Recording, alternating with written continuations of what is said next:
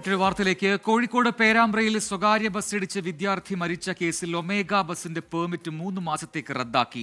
July 19 വൈകിട്ടുണ്ടായ അപകടത്തിൽ മരുതോങ്കര സ്വദേശി അബ്ദുൾ ജവാദിനാണ് ജീവൻ നഷ്ടമായത്. മിഥില ബാലൻ കോഴിക്കോട് നിന്ന് ചേരുന്നു കൂടുതൽ വിവരങ്ങളുമായി. മിഥില, വലിയ പ്രതിഷേധങ്ങളൊക്കെ ഇടയാക്കിയ ഒരു സംഭവമായിരുന്നു ഇത്.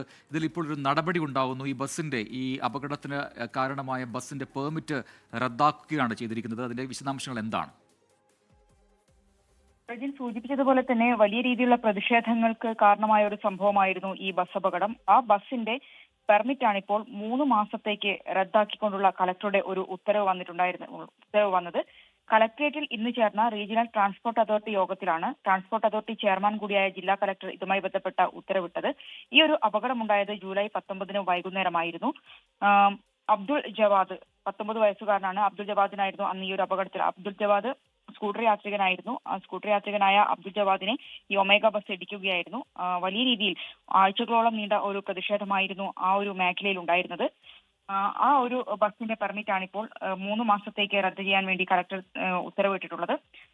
ഇതിന് പിന്നാലെ തന്നെ ഈ ബസ് അപകടം ഉണ്ടായതിന് പിന്നാലെ തന്നെ ഡ്രൈവറുടെ ലൈസൻസ് 6 മാസത്തേക്ക് സസ്പെൻഡ് ചെയ്തിട്ടുണ്ടായിരുന്നു. പ്രജിൻ, ശരി, മിഥില ബാലനാണ് വിവരങ്ങൾ നൽകിയത് കോഴിക്കോട് നിന്ന്.